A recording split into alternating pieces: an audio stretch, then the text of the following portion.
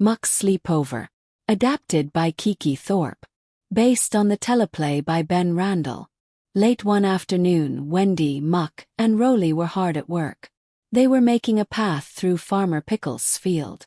While Wendy supervised, Muck cleared a trail and Rolly smoothed it down.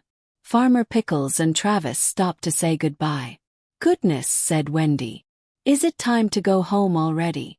Wendy and the machines had been so busy they hadn't noticed the time. "Muck, we'll have to come back and finish the job first thing in the morning." "Oh no," Muck cried. "Does that mean I'll have to wake up early?" Wendy laughed. "I'm afraid so," she said. "I know," Travis piped up. "Why don't you sleep at the farm tonight, Muck?" Muck had never spent the night away from home before. "Can I stay, Wendy? Can I please?" Muck pleaded.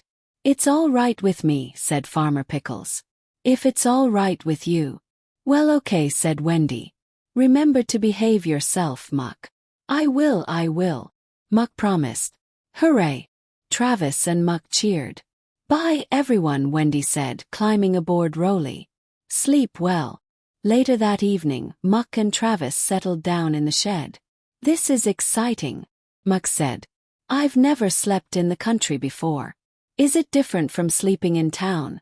asked Travis. "Oh yes. In town there are cars going past," Muck told him. "And the streetlights are on all night long." Travis yawned. "I suppose you find it dark and quiet here," he said sleepily. Suddenly, Muck noticed that it was very dark and quiet on Farmer Pickles' farm. "Dudda dark and choo-choo quiet," Muck said. "Oh dear." Nearby, Spud was listening. "It won't be quiet for long," he said, chuckling to himself. Meanwhile, Bob, Scoop, and Lofty were working late. "What's the job, Bob?" Scoop asked.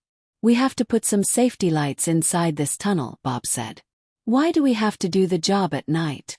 Lofty asked. "The tunnel has to be closed off for safety," Bob explained. "The best time to do that is at night when not many people use it." Inside the tunnel, Bob used his drill to attach a long cable to the wall. Then he connected lights to the cable. "Now let's make sure it works," Bob said.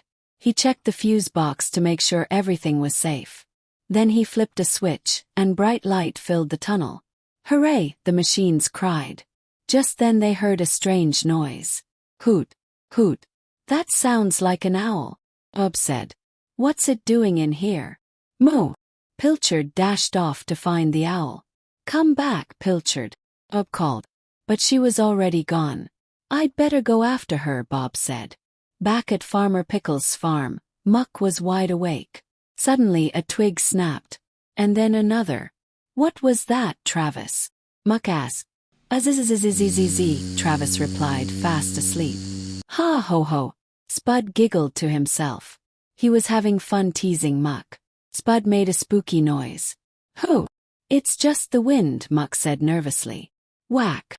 Whack!" Spud called, making another scary sound. "Oh!" Muck screamed. "It's a horrible monster." Quick as a flash, Muck zoomed out of the shed and away from the farm. "Come back, Muck," Spud shouted. "I haven't finished scaring you." Muck sped down the road and over the bridge. Suddenly, just ahead, Muck saw Bob. Muck hit the brakes. "Muck, what are you doing out here?" Bob asked in surprise. "I got scared on the farm. It was dudda dark and choo-choo quiet, and there were funny noises. Travis was asleep, so I was all alone in the dark," Muck explained. "Well, you're not alone now," Bob said kindly. "Pilchard has run off. Why don't you help me find her?" Nearby, Spud had lost his way in the dark. It was quiet and spooky. A bush rustled. "Muck, is that you?" Spud stammered. "Hoot! Hoot!" said the owl from a nearby fence post. "Oh!" Spud cried. "A hooting monster!" Spud jumped up and dashed off. "Meow!" screeched Pilchard, surprised. Pilchard ran toward the road. When she spotted Bob, she leaped into his arms. "Ho ho!" Bob laughed. "Where did you come from?" "Purr, purr," said Pilchard, happy to have found her friend. "Now we can finish the job," said Bob. "Come on, Muck, you can help." When their work was done, Bob took Muck back to Farmer Pickles' farm. "But I won't be able to sleep in the dark," Muck said with a sigh. Don't worry, Muck, Bob said. I've got a plan. Muck settled next to the shed where Travis was sleeping.